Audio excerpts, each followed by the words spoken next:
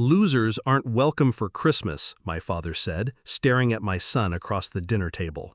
His voice was sharp, rehearsed. 18 years old and already failing. You couldn't even get into a real medical school. Embarrassing. My son froze. His fork stopped midair. His cousin smirked, leaning back. He's right. Backup school? That's pathetic. The table went quiet, except for my parents. They laughed. My son's eyes dropped. His knuckles whitened against the fork. But he didn't answer. I didn't shout, didn't slam the table, didn't defend him. Not then. I just kept chewing, slow and steady, watching, listening, storing it away. Because when they tried to humiliate my son, they made one mistake. They thought I was powerless. I grew up in that house. The same oak table, the same rules.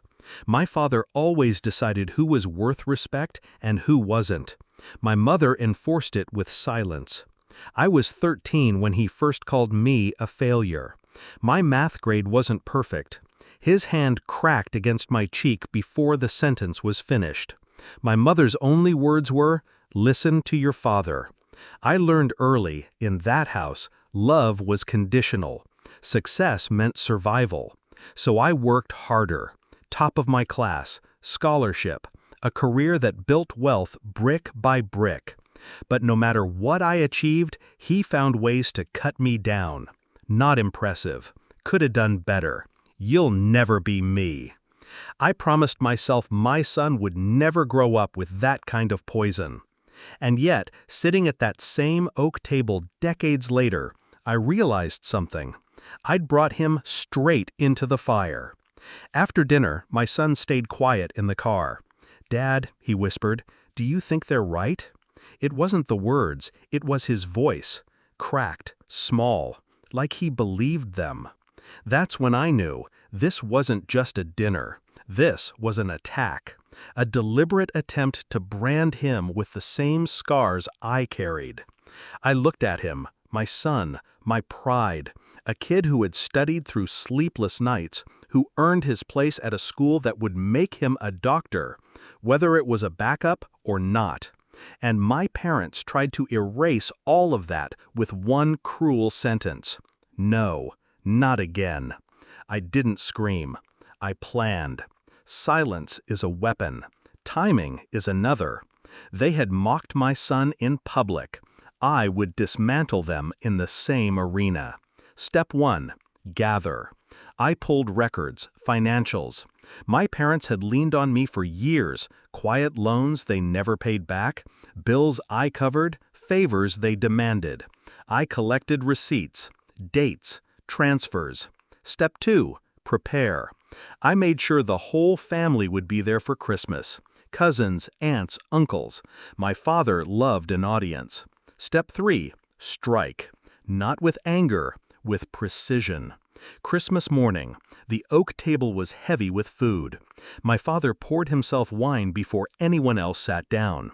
My mother had placed herself beside him, quiet but complicit. My son sat across from them, stiff-backed, braver than he felt. I raised my glass. "Before we eat, I want to say something." The room quieted. I laid down the folder, thick with paper.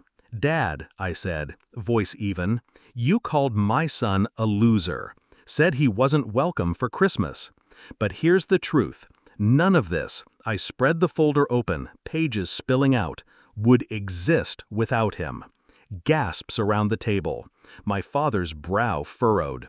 "Every mortgage payment you forgot, every hospital bill you dumped on me, every loan I covered so you could keep your house, my son watched me handle it, quietly, without mocking you, without calling you weak.